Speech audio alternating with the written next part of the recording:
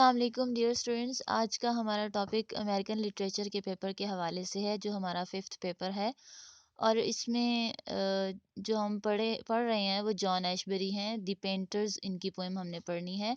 आपके पेपर में अगर क्रिटिकल अप्रिसिएशन का इवेलुएशन या एनालिसिस के हवाले से क्वेश्चन आता है, तो आपने इसी तरह से इसको अटैम्प्ट करना है कि पहले आप जॉन एशबरी को डिस्कस करेंगे, थोड़ा सा उनकी लाइफ के बारे में बताएंगे, और फिर उसके बाद थोड़ा-सा इंट्रो देंगे द पेंटर जो पोएम है आपकी, और फिर उसके बाद आप प्रॉपर्ली लाइन्स के साथ, थीम्स के साथ इसकी लाइन्स को कोट करेंगे और फिर इसको डिस्कस करते जाएँगे। सर रियलिस्टिक टेक्नीक है विद कोलोquial डिक्शन। अब कोलोquial क्या होता है कि आप किसी इलाकाई ज़ुबान के बारे में आसानी से अगर बात कर रहे हैं और वो बात आसानी से समझी जा रही है, तो उसको कोलोquial डिक्शन या लैंग्वेज कहा जाता है। अब इसका जो टाइटल है वो बहुत ही ज़्यादा सजेस्टिव है, जो कि शो करता है कि पेंटर जो है किस मूड में है, उसके आइडियाज़ को, उसके बिहेवियर, उसके रिएक्शन, उसकी थॉट्स को हर तरह से प्रेजेंट कर रहा है इस पोएम के अंदर। Painter is confuse and baffle. Painter बहुत ही ज़्यादा कंफ्यूज इस पोएम में दिखाया गया है, जिसने सब्जेक्ट चूज़ किया है सी अपने कैनवस पर बनाने के लिए। डिफ़िकल्टी किस चीज़ में उसको आ रही है? डिफ़िकल्टी इसमें है कि जो सब्जेक्ट उसने सी का चूज़ किया है समंदर का, वो बहुत ही ज़्यादा वास्ट है। क्योंकि समुंदर के अंदर भी एक ज़िंदगी है, दुनिया है, जिसकी वजह से ये एक एब्स्ट्रैक्ट आइडिया पेंटर ने चूज़ किया है। जैसा कि एक पोएट जो है अपनी पोएम को लिखने के लिए एक सब्जेक्ट चूज़ करता है, इसी तरह से पेंटर भी अपने कैनवस पर पेंट करने के लिए एक ख़ास सब्जेक्ट को सिलेक्ट करता है। तो डिफ़िकल्ट है एक्सप्लोर करना मिस्ट्रीज़ ऑफ लाइफ़ को। एब्स्ट्रैक्ट आइडिया ये चीज़ शो करता है कि इंसान की ज़िंदगी की या कोई कोई भी ज़िंदगी है, उसकी पुरस्रारियत को शो करने के लिए या उसकी रियलिटीज़ को जानने के लिए या प्रेज़ेंट करने के लिए इंसान को डेप्थ चाहिए, और ये डेप्थ इस सी में भी मौजूद है। अब थीम्स के हवाले से जब हम बात करते हैं, तो 2 तरह की थीम्स आ रही हैं। पहली थीम तो ये है कि man's limitation in the universe, कि इस कायनात में इंसान को किस हद तक आज़ादी हासिल है, कहाँ तक इंसान की लिमिट है। और इंसान की डिज़ायर्स, हर तरह की जो डिज़ायर है वो पूरी नहीं हो सकती है, और इंसान इसके बावजूद भी एम्बिशियस रहता है।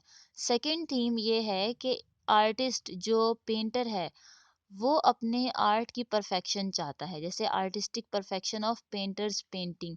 वो अपनी पेंटिंग की परफेक्शन चाहता है कि मैं इस सी को अपने कैनवस पर बनाने के बाद बहुत ही ज़्यादा परफेक्ट हो जाऊंगा। तो वो लाइन यूज़ करता है कि how could he explain to them his prayer, कि लोगों को वो कैसे बताए कि उसकी क्या ख्वाहिश है।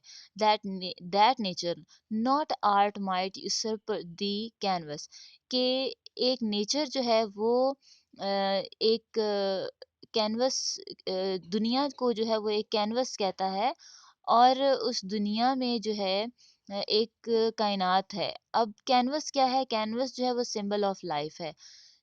और इसके बाद क्या होता है कि जॉन एशबरी जो पोइट हैं, उनका मूड चेंज होता है, जो रिफ्यूज़ कर देते हैं कि पेंट नहीं करना सी को। Refuses to paint a sea on canvas. वो पेंटर की कंडीशन बयान कर रहे हैं। किस वजह से उनकी ये कंडीशन हुई है? क्यों रिफ्यूज़ करते हैं? Because of the criticism of the society, कि सोसाइटी उनको बहुत ज़्यादा क्रिटिसाइज़ कर रही है एक पेंटर को, कि ये कैसा सब्जेक्ट उसने सिलेक्ट कर लिया है अपनी कैनवस पर बनाने के लिए। He desire to depict the soul and spirit of the sea. वो एक इस समुंदर की असल को जो है अपनी कैनवस पर बयान करना चाह रहा है। अब उसके बाद हम ये देखते हैं कि लोग जो क्रिटिसाइज कर रहे हैं, वो इस चीज़ पर हैरान है कि क्या subject he choose his wife for a new subject. क्यों उसने वो रिफ्यूज़ करते हैं? कि क्रिटिसिज्म की वजह से क्रिटिसाइज हो रहे हैं बहुत ज़्यादा। तो यही कंडीशन एक पोइट की है। ये माउथ पीस बन गए हैं यहाँ पर एक पोइट का। जो कंडीशन पेंटर की शो हुई है, वही कंडीशन एक पोइट की भी होती है जब उसको क्रिटिसाइज किया जाता है। जब अपनी वाइफ को एज अ सब्जेक्ट चूज करते हैं कि वो अपनी वाइफ का जो है बनाएंगे कैनवस पर, पेंटिंग करेंगे तो ये जो न्यूज़ है स्प्रेड्स लाइक अ वाइल्ड फायर, एक जंगल में आग की तरह फैल जाती है।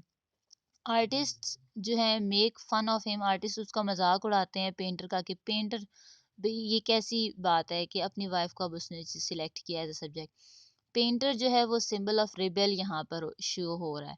कैसे कि जो डिफरेंटली विश कर रहा है, डिफरेंटली एक्ट कर रहा है और डिफरेंटली थिंक कर रहा है लोगों से। सेम कंडीशन जो है पोइट की भी होती है, जो कि माउथ पीस होता है एक पोइट का, और वो unable to complete his task. अब क्या हुआ कि वो अपना जो टास्क है वो इसी तरह बगैर पूरा किए उसको छोड़ देता है। leaving the canvas perfectly white, the sea devoured this canvas and the brush, कि अपना कैनवस परफेक्टली वाइट उसने छोड़ दिया, कुछ भी नहीं बनाया, कुछ भी पेंट नहीं किया।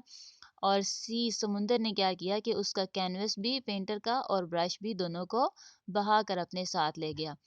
जो कंडीशन है वो बहुत ही ज़्यादा एग्जॉस्टिव है पेंटर की, और वो ये दुआ कर रहा होता है कि जो नेक्स्ट मेरा सब्जेक्ट है वो सी ही हो। तो अब एक्चुअली पोइट जो है वो कम्युनिस्ट और कैपिटलिस्ट ब्लॉक के जो टसल्स हैं उनको अच्छी तरह से जानता है कि कंट्री में क्या कुछ हो रहा है। तो ये चीज़ें जिस तरह क्रिटिसिज्म है मॉडर्न टाइम पीरियड में जो चल रहा है वो उसको प्रेजेंट करना चाह रहा है।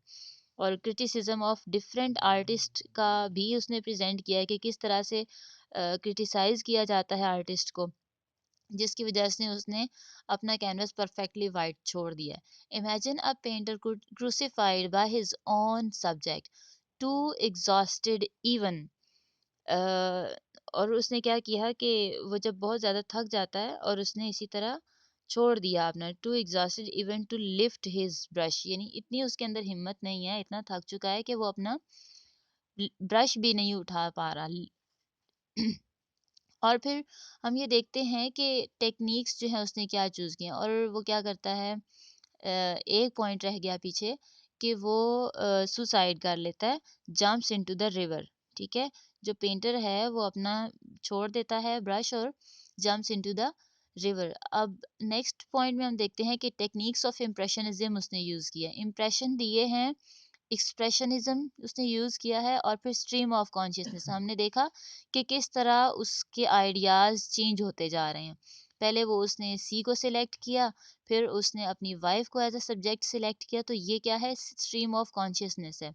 और फिर बीच में वो जो प्रे कर रहा है, लोगों को समझाने की कोशिश कर रहा है, वो ये भी प्रे करता है कि लोग जो है उसकी बात को समझ जाएं, ये उसकी प्रे होती है। और फिर सेकंड वो क्या प्रे करता है कि अल्लाह करे कि मेरा जो सब्जेक्ट है नेक्स्ट सी ही हो, यानी अल्लाह उसको इतनी ज़्यादा गॉड हिम्मत दे दे कि वो समुंदर को अपने कैनवस पर बनाए। इमेजेस एंड सिंबल्स उसने यूज़ किए हैं, सी को उसने रिप्रेजेंट किया है एज अ लाइफ, कैनवस को रिप्रेजेंट किया है life with harsh realities. Use of alliteration किया है उसने, आप जब पोएम को पढ़ेंगे, आपके पास अगर पोएम है लिखी हुई मौजूद है तो उसमें आप देखेंगे उसने एपिथेट भी यूज़ किया, और एलिट्रेशन, एलिट्रेशन होता है रिपीटिशन ऑफ वर्ड्स। फिर नेक्स्ट पॉइंट में हम देखते हैं कि painter as a champion of the cause of freedom and independence, के जो वो आज़ादी की बात करता है कि एक आर्टिस्ट को, आर्टिस्ट कोई भी है चाहे वो पेंटर है या पोइट है या कोई भी राइटर है, उसको फ्रीडम होनी चाहिए, आज़ादी होनी चाहिए। लास्ट पॉइंट हम देखते हैं कि लॉस ऑफ